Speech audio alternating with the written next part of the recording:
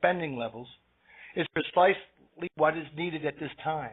And at 500-plus theaters in its initial release, it's sure to be attended. Let's watch what press it gets. Here's a summary I received with some press. MPA fellow Doug Stempleton is having tremendous success with his production, I Want Your Money, a featured documentary about the perils of big government that opens today in theaters all around the country. Not only has this trailer received over 3 million views on YouTube, but the film is getting major media hits as well. In recent weeks, the film was featured on Reason TV and in the Hill newspaper. It has gotten glowing reviews in the Politico and the New York Times. Last Thursday, it was featured on the John Stossel Show on the Fox Business Network. The list of interviewees in the movie who have been interviewed are Michael Huckabee, Steve Moore, Michael Reagan, William Vogley, Star Parker, Kenneth Blackwell, Edwin Meese, Thad McCarter, Newt Gingrich, Lee Edwards, Pete Wilson, Steve Forbes, Gary Bauer, Kate Obeshane, Chris Edwards, David McIntosh, Lily Rose, John Stossel, Alan Isett, Robin Sharp, Tom McClintock, Andrew Breitbart, George Runner, Allison Frazier. Now, where's me? They didn't interview me. Hey, wait a minute. You going to go see that movie? They don't have me in it. Come on. What are they? You know they're missing out. I could tell them everything they need to know. I could even tell them especially what they need not to know. But anyway, I have a feeling we're going to start to see a wave of creativity in the conservative cause like you've never seen it before. Simply because people don't understand the perspective until something is so far over the edge that they realize what they maybe they realize what they didn't even realize before by losing it or about to lose it. Maybe by going this close to the edge, there's people that weren't even aware of what they had until some of the actions this administration in the past, say, 20 years of, well, even 40 and 50, gradualization, that whole thing. But when the crap hits the fan, right, which is what it's doing now, it really sends out a stench, doesn't it? And I think that stench is hitting everybody, including the ones that didn't think it stunk. Well, thanks a lot. Well, gee, wake you up, man. Well, wait a minute. Let me rethink this.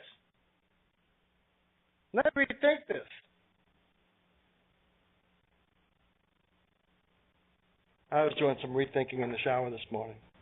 I was thinking about words. I was thinking about profane words. I was thinking about words that people can't use that aren't profane, that might as well be profane because of the myth we create with them. But I'm going to start calling people that I used to call an a-hole, I'm going to start calling an armpit. Hey, you're an armpit.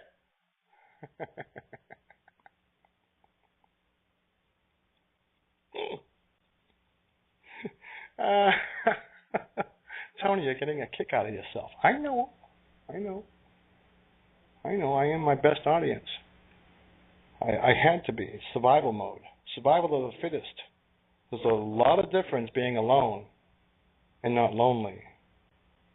Compare that to being with a lot of people, not being alone, but yet feeling very lonely.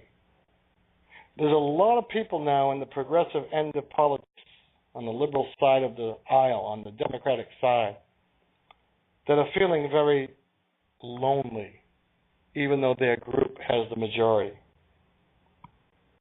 And they're lonely in themselves because what they did was they compromised their principles.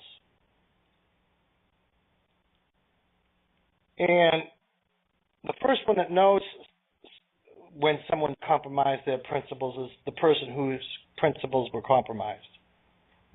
They realize that right away, trust me.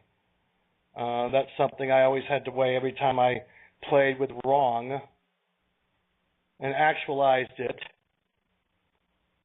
I had to understand that I was going outside of what I believed to be thus, what I believed to be righteous. Oh, I made it right in my head. I made it okay.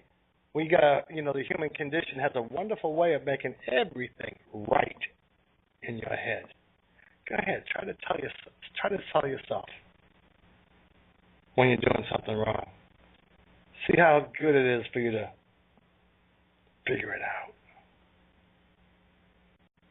Even if it's only this time. You know what I use? Hey, I'm not perfect. I'm not a priest. Even the priest can't live up to perfection. That's what I use all the time. But I do look at the big picture of all of those times.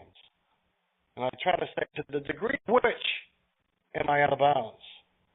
And am I in my own sensibility to what I'm looking up to myself to be in that fair zone that I put upon myself, regardless of what anybody else thinks?